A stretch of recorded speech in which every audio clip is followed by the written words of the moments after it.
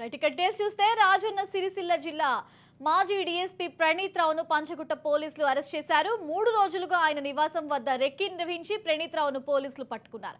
ఇక సిరిసిల్ల పట్టణం శ్రీనగర్ కాలనీలో నివాసం ఉంటున్న ప్రణీత్ రావును మంగళవారం రాత్రి 11 గంటలకు అరెస్ట్ చేసి హైదరాబాద్ కు తరలించారు. ప్రతిపక్ష నేతల ఫోన్లను ట్యాపింగ్ చేసి ఆధారాలు లేకుండా చేశారన్న ఆరోపణలు ఆయనపై ఉన్నాయి. ఇక ప్రణీత్ రావుకు సహకరించిన అధికారుల పాత్రపై కూడా పోలీసులు ఆరా తీస్తున్నారు. బీఆర్ఎస్ ప్రభుత్వ హయాంలో ప్రతిపక్ష నేతల ఫోన్ ట్యాపింగ్ చేశారనే ఆరోపణలు ప్రణీత్ రావుపై ఉన్నాయి. ఇక దీనిపై కొత్తగా కొలువుదీరిన కాంగ్రెస్ ప్రభుత్వం విచారణకు ఆదేశాలు ఇచ్చింది.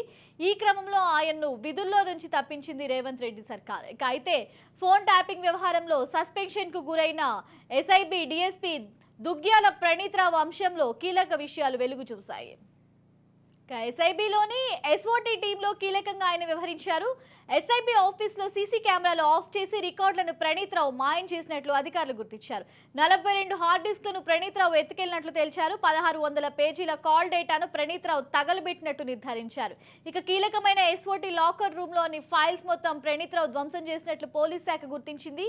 కీలక నేత ఫోన్ ట్యాపింగ్ డేటాతో పాటు కాల్ రికార్డులు, కొన్ని ఈఎంఐ నెంబర్లతో పాటు ఐపీడీఆర్ డేటాను కూడా నాశనం చేసినట్లు గుర్తించారు. ఇక స్పెషల్ ఆపరేషన్ టీమ్స్ తయారు చేసిన డేటా మొత్తాన్ని ప్రణీత్ రావు ధ్వంసం చేసినట్లు పేర్కొంది.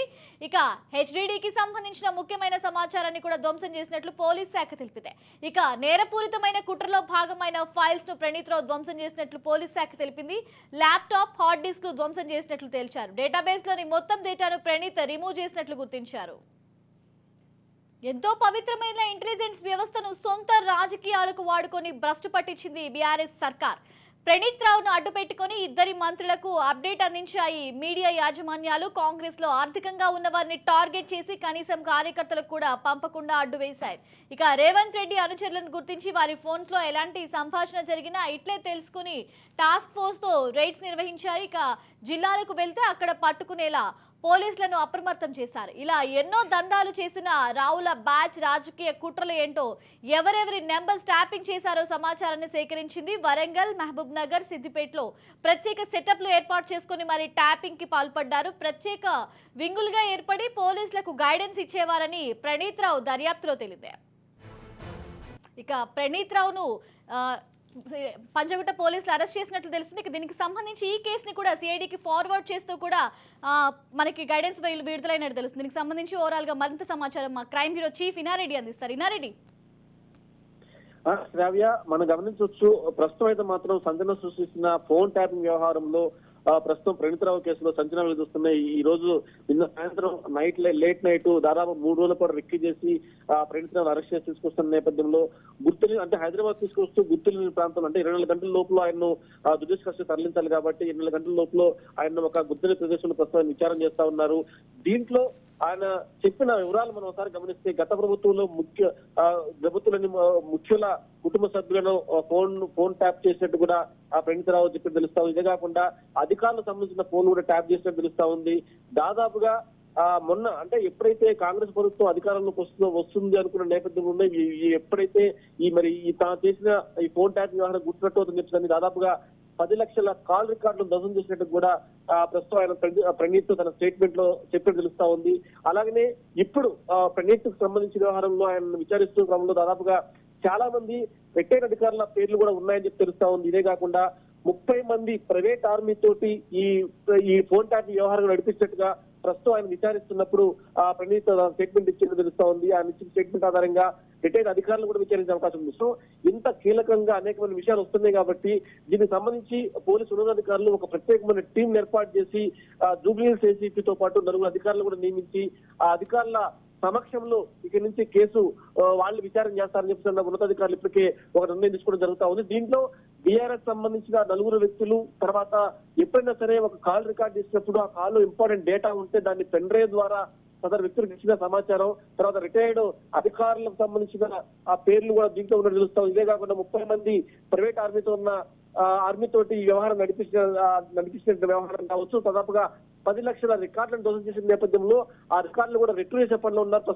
పోలీసులు. మొత్తం మీద ఓవరాల్ గా ప్రణీత్ రావు కేసును ఒక స్పెషల్ టీమ్ తో ఇన్వెస్టిగేషన్ చేయాలని చెప్పి పోలీసులు ఉన్నతాధికారులు నిర్ణయించుకున్నారు. తర్వాత దీంట్లో చాలా మంది రిటైర్డ్ అధికారులు కూడా ఉన్నారని చెప్పిన నేపథ్యంలో వాళ్ళు కూడా విచారించే అవకాశం కనిపిస్తారు. మొత్తం మీద ఈ రోజు సాయంత్రం పూట జ్యుడిషియల్ కస్టడీకి పంపించే ముందు ఈ వస్తున్న వివరాలన్నింటినీ కూడా కోర్టు సబ్మిట్ చేసి మళ్ళీ తిరిగి ఇతను కనుక విచారించాల్సిన చాలా విషయాలు బయట రావాల్సింది కాబట్టి మళ్ళీ పోలీస్ కస్టడీ తీసుకుని కూడా పోలీస్ యంత్రాంగం ప్రత్యేకమైన టీం ఇప్పటికే దానికి సంబంధించిన రికార్డులు, దానికి సంబంధించిన ఇన్వెస్టిగేషన్ రిపోర్ట్ మొత్తం కూడా హ్యాండ్ ఓవర్ చేసుకుని తర్వాత ప్రణీత్రావును కోర్టులో సబ్మిట్ చేసిన తర్వాత ఈ కేసు మొత్తం కూడా ఇకపై జూబ్లీహిల్స్ ఏసీపీ ఆధ్వర్యంలో ఈ టీం పనిచేస్తా ఉంది. మొత్తంగా 4 ఆఫీసర్లు ఈ టీమ్ లో పనిచేస్తారు.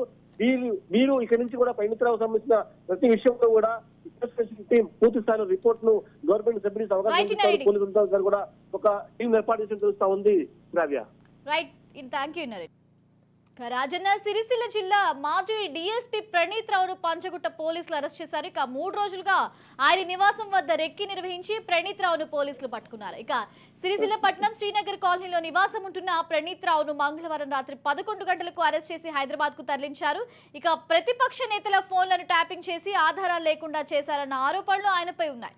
ఇక ప్రణీత్ రావుకు సహకరించిన అధికారుల పాత్రపై కూడా పోలీసులు ఆరాధిస్తున్నారు. ఇక బీఆర్ఎస్ ప్రభుత్వ హయాంలో ప్రతిపక్ష నేతల ఫోన్ ట్యాపింగ్ చేశారనే ఆరోపణలు ప్రణీత్ రావుపై ఉన్నాయి. ఇక దీనిపై మరింత సమాచారం మా ప్రతినిధి మహేంద్ర అందిస్తారు. మహేంద్ర, మనం చూసుకుంటే ఇక ప్రణీత్ రావును అరెస్ట్ చేసినట్టు అప్డేట్ అందుతుంది. ఇక అలాగే చూసుకుంటే ఇక ఈ కేసును సిట్ కి ఫార్వర్డ్ చేస్తూ కూడా మనకి నోటీసులు అందుతున్నట్టు తెలుస్తుంది. దీనికి సంబంధించి అప్డేట్ ఏంటి? ప్రణీత్ రావు చుట్టూ బెదిరిస్తుందని చెప్పొచ్చు. కేసీఆర్ పూర్తిగా గత ప్రభుత్వంలో ఉన్నటువంటి ఫ్రీడమ్, ఉచ్చలవిత్తనం, అధికార దుర్వినియోగం ఇవన్నీ కూడా పూర్తిగా పనిచేస్తాయి అనేటువంటి వారికి ప్రణీత్ రావు అంశం కూడా ఒక ఉదాహరణ అని చెప్పుకోవచ్చు.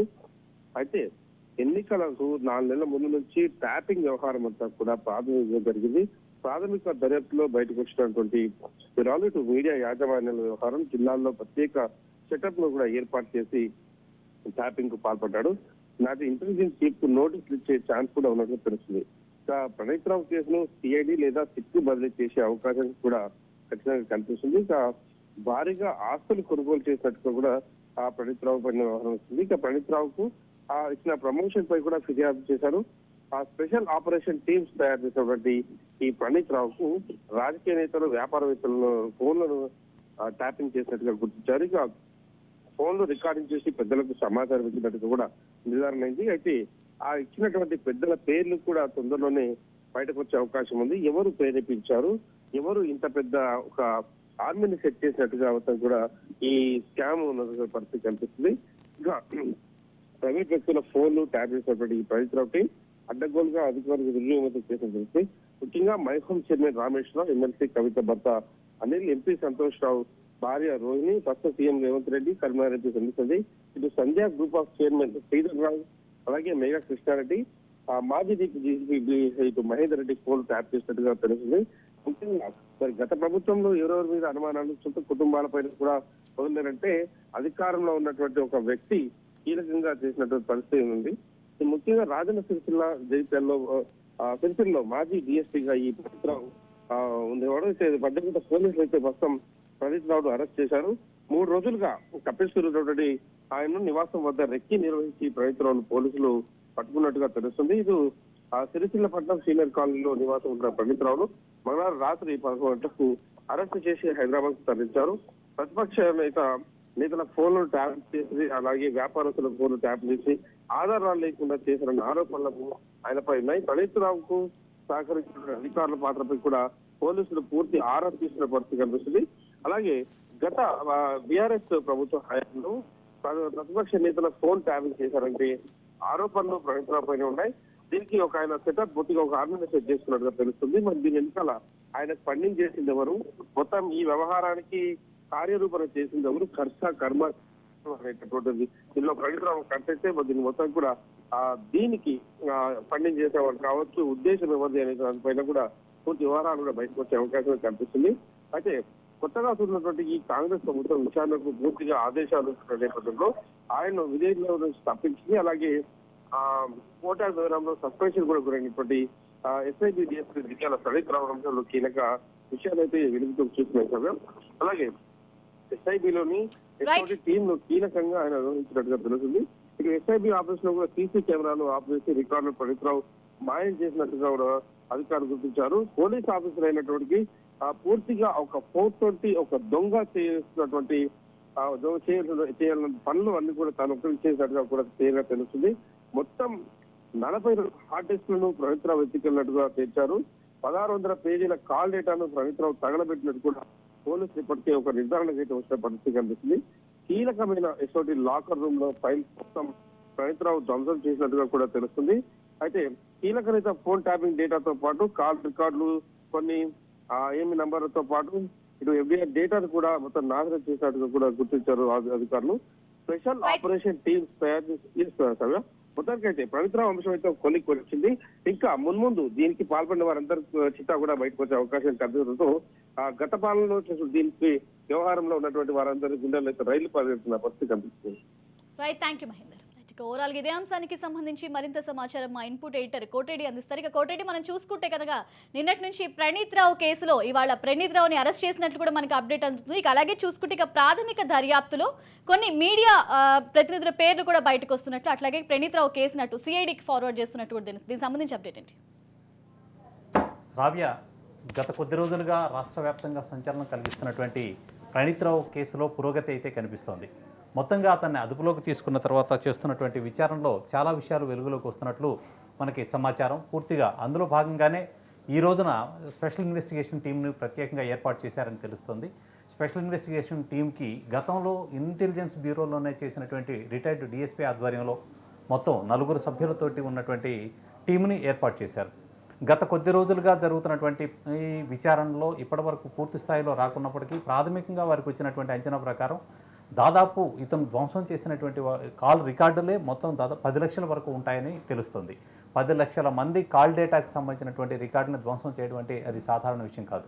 కేవలం ఈ ట్యాపింగ్ కోసం దాదాపు ఒక 30 మంది సభ్యులతోటి ఒక టీముని ప్రత్యేకంగా ఏర్పాటు చేశారనేది తెలుస్తున్నటువంటి విషయం. 30 మంది సభ్యులు టీమ్గా ఏర్పడి కొన్ని ప్రాంతాలలో ప్రత్యేకంగా కేంద్రాలుగా ఏర్పాటు చేసుకొని అక్కడ ఉన్నటువంటి ప్రముఖులందరితోటి అందరికి సంబంధించినటువంటి ఫోన్లని ట్యాపింగ్ చేయడం, వాళ్ళకి సంబంధించినటువంటి కీలక సమాచారం అంతా కూడా వీళ్ళు తెలుసుకున్నటువంటి పరిస్థితి ఉంది.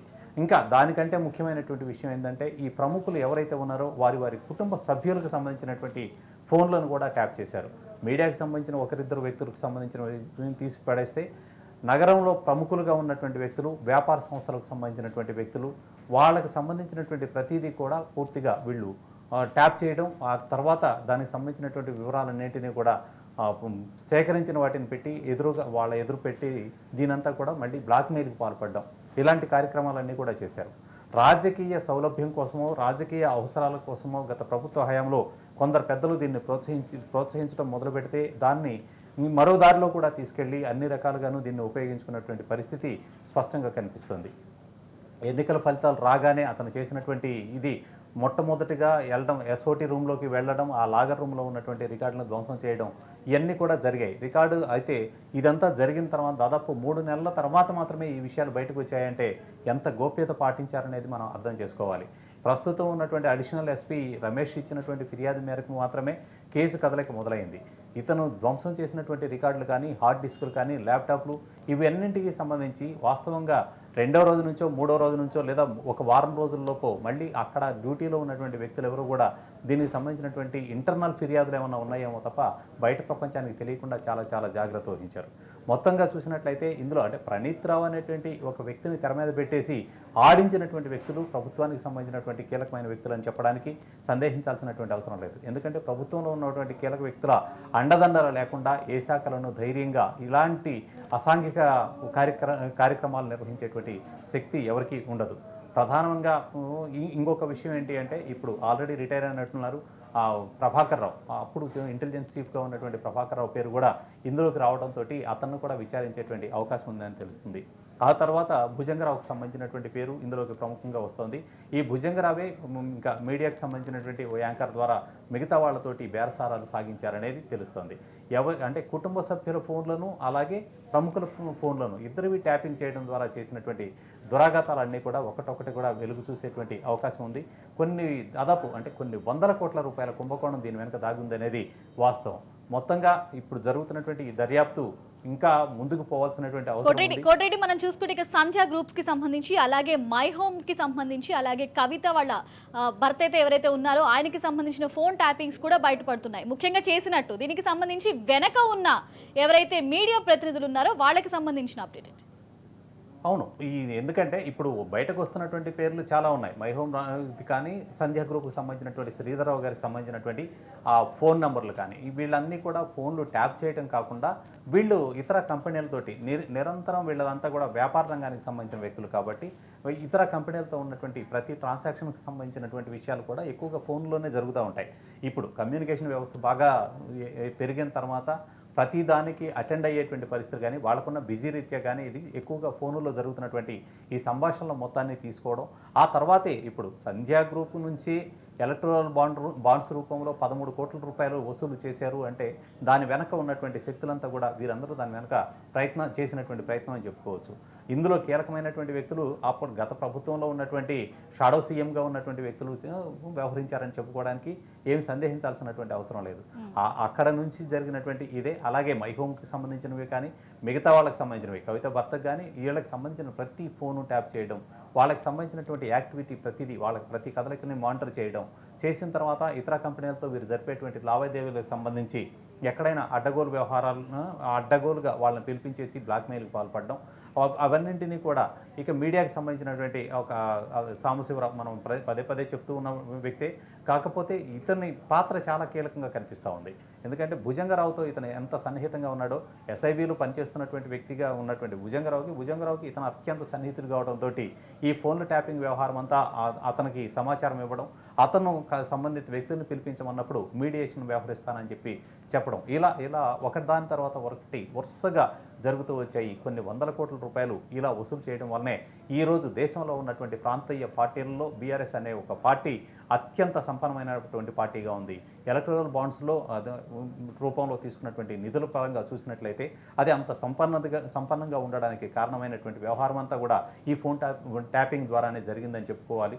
ఇంకా మిగతా విషయాలు కూడా ఈ ఎస్ఐటికి సంబంధించినటువంటి పూర్తి ఎస్ఐటికి అప్పగించిన తర్వాత జరిగేటువంటి పరిశోధనలో ప్రధానంగా వచ్చేటువంటి పేరు ప్రభాకర్ రావు, ఈ భుజంగరావు ఇట్లాంటి వ్యక్తుల పేర్లు రావచ్చు. కానీ సాంబశివరావు అనేటువంటిది అంటే అఫీషియల్గా ఆన్ రికార్డ్ ఎక్కడా దొరికేటువంటి అవకాశం ఉండదు.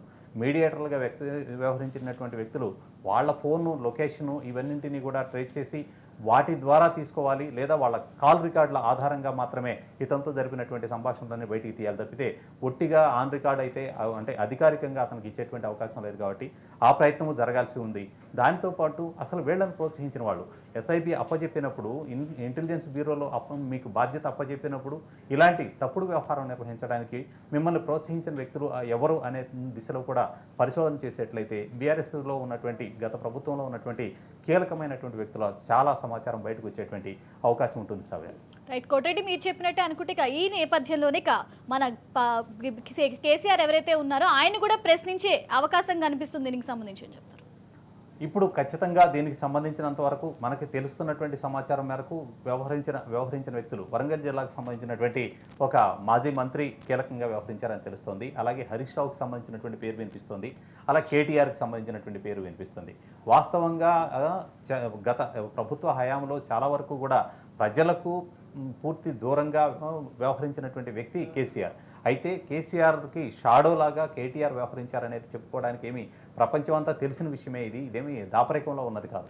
పూర్తిగా ఒక షాడో సీఎం లాగా ఆయన వ్యవహరించారు. సో ఇందులో ఈ వ్యవహారానికి సంబంధించినంత వరకు కేటీఆర్ కన్సర్నల్లోనే జరిగింది అనేటువంటి అభిప్రాయం రావడానికి కూడా ఆస్కారం ఎక్కువగా ఉంది. కాబట్టి ఇప్పుడు ప్రభాకర్ రావు కానీ వీళ్ళు ఇచ్చేటువంటి విచారణలో అంటే ఎస్ఐటి స్పెషల్ ఇన్వెస్టిగేషన్ టీము విచారణలో ఏ దశలో అయితే జరుగుతుందో, ఏ కోణంలో జరుగుతుందో అనే దాన్ని కూడా మనం చూడాలి. ప్రస్తుతం వీళ్ళంతా కూడా ఇందులో పార్టిసిపేట్ చేసినటువంటి 30 మంది సభ్యుల టీం కాడే పరిమితం అయిపోతే ఆ కేసు యొక్క తీవ్రత తగ్గిపోతుంది.